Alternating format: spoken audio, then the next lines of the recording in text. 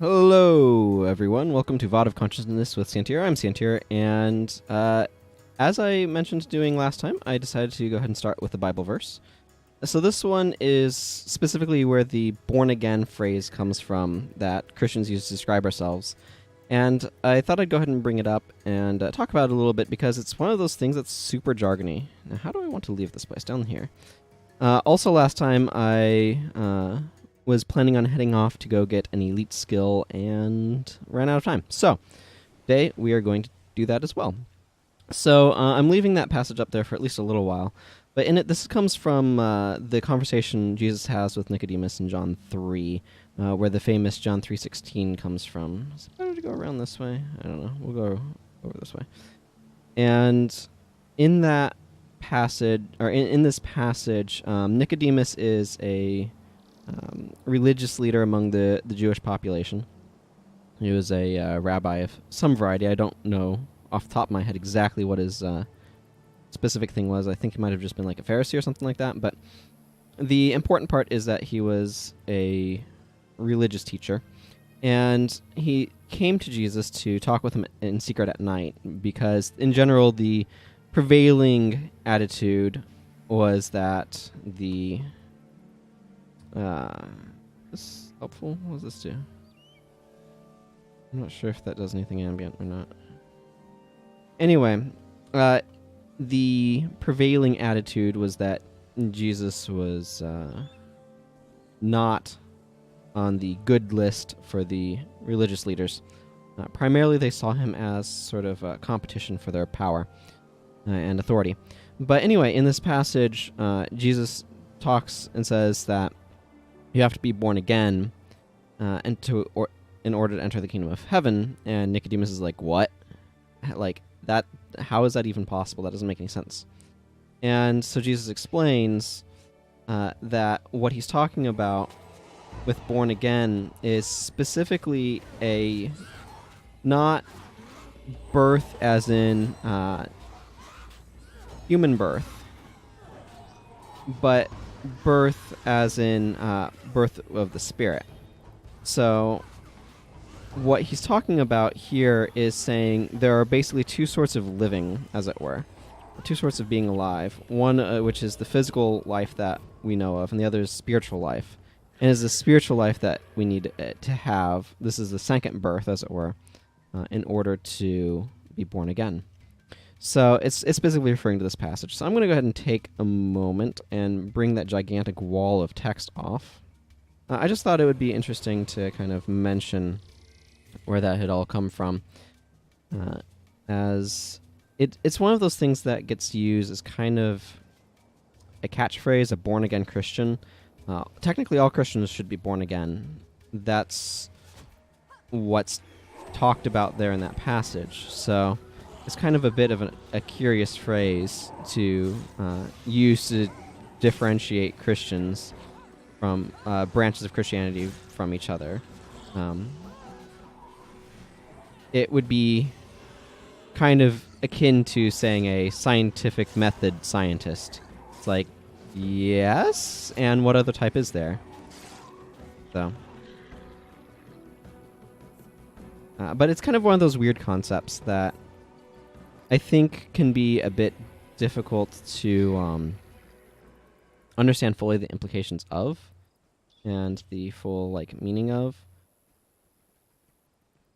It's kind of a complicated topic in some regards of what it means to be born again. But like I said, that's where it comes from. So I don't know how much I want to go into. If people are interested, I can try to go into more detail. It goes into this concept of being spiritually alive versus spiritually dead, and everything that kind of goes into that. And that's one of those topics that there's... What's the right phrase? There's not as much straight clarity as one would perhaps like. It's fairly clear that there is, spiritually alive being something that God grants versus spiritually dead, like spiritually dead in sins and that sort of thing. But anyway, like I said, I'm not necessarily looking to go into it in intense detail right now. So I am, however, going to go grab this dusty urn because I think that it is one of the things that they did in this game is they put these little treasure areas where you go interact with them. End up with a dark stain in your sleeve. Okay, so this might be for a quest. I know that there's some areas where if you go and interact with them, it will give you loot. And they have kind of like diminishing returns if you try to go back to them over and over again, but over time they kind of restore. So something that is a good idea to do. They call them like treasure spots or treasure. I forget exactly. But they're little treasure spots. I think Commander Sadi Bilai was the individual I was looking for. If anyone was wondering. I'm going to wait a moment here. I have an entourage chain going up, and I want everyone to kind of catch up. Okay. That's better. That boss aura is a little dim, isn't it?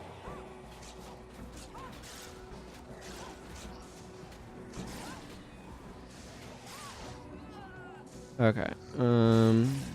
We should probably take out this Marganite Seer. What on earth made that shaking? That person's just being annoying.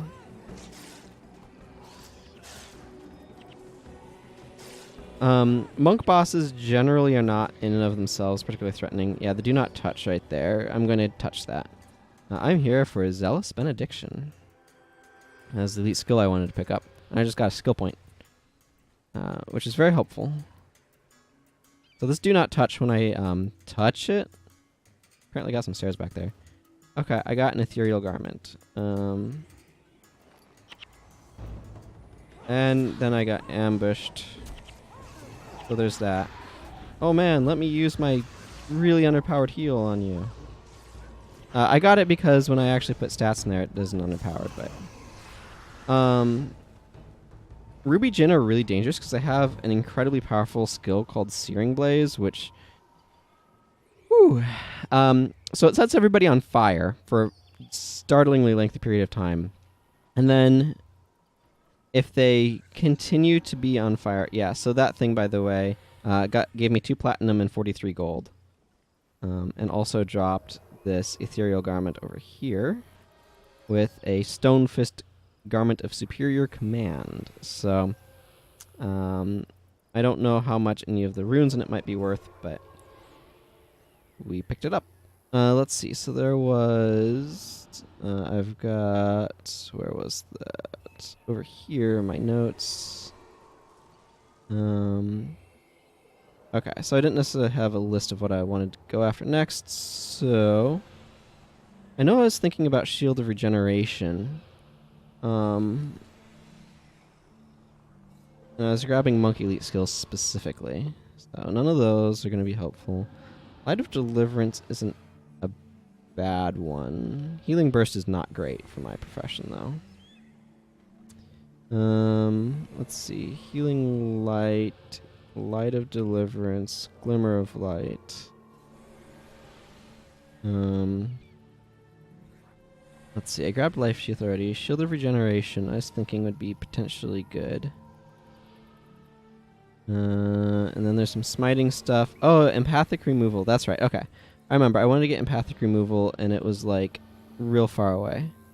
So if Healing Light is nearish by... Or no, that's in a different spot. So I'm just looking through the wiki right now of locations where this skill can be found.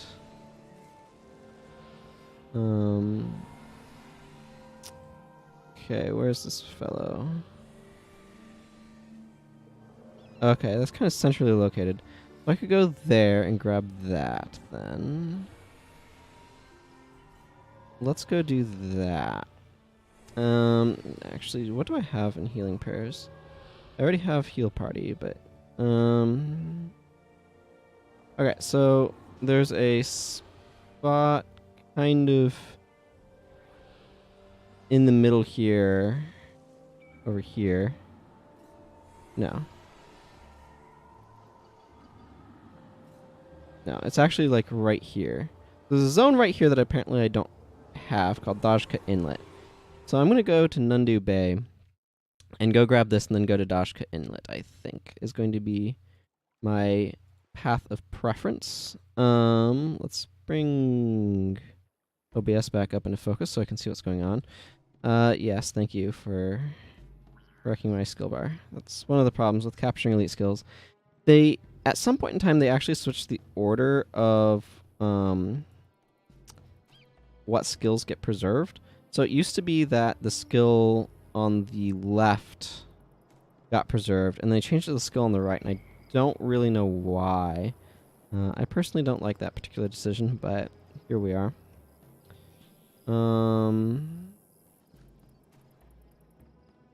Actually, I think I want to... I do want to clean up my inventory ever so slightly before I wander off to this next destination. So I'm going to do that thing that I just said I wanted to do, which is clean up my inventory a little bit. I'm going to just use this in case it gives me higher quality loot. And I actually am going to salvage the ruby gin essence. Okay, it probably was not worth, but whatever. I did it anyway. Oh, I've got a bunch of glittering dust now. Okay, well. I'm just going to hang on to this excess dust and figure out what I want to do with stuff later. Okay. And let's deposit platinum. Gonna probably need to take it out again before too much longer so that way I can use it to buy more stuff. But we're not at that point yet.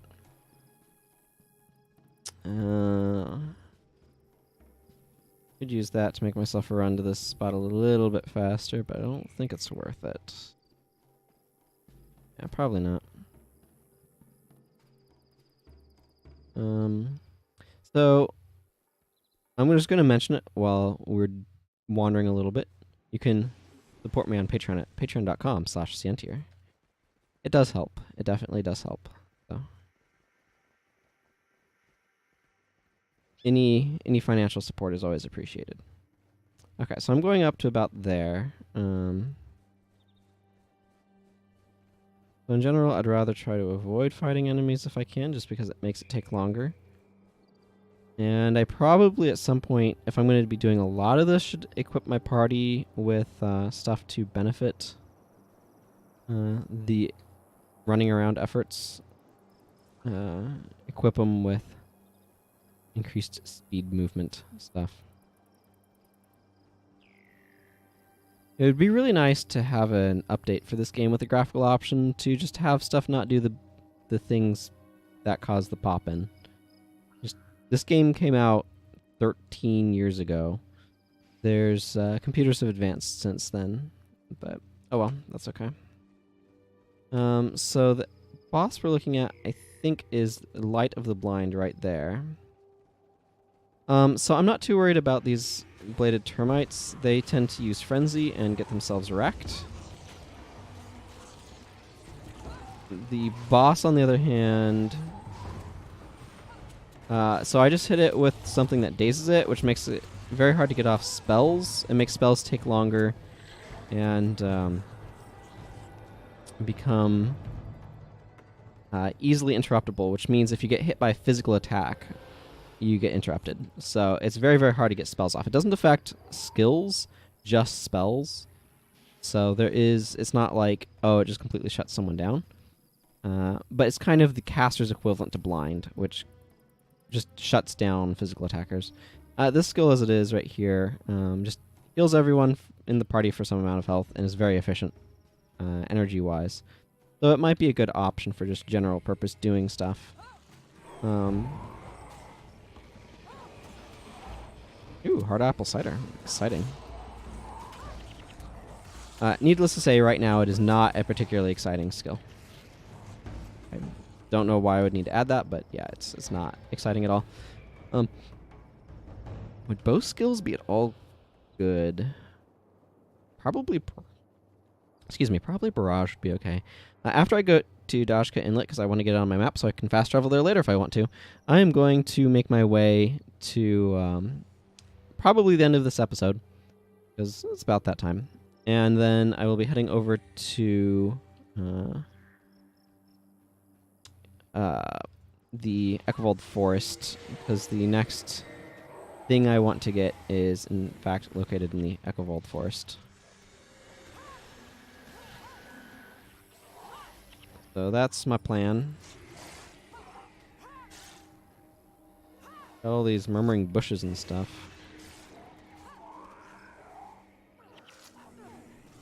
Yeah, I don't really need some of those disably skills. Might be more useful in factions against certain enemies, but one of the things I'm going to keep an eye out on is if there's any bosses I'm going to be running to along the way that I'm going to want to capture skills from. But anyway, here's Dajkah Inlet, so I'm going to go ahead and sign off when we step inside, because that makes sense to me to do. Alrighty then. So next time you see me, I'm going to be in the Echovold Forest. So until then, everyone, take care. Goodbye.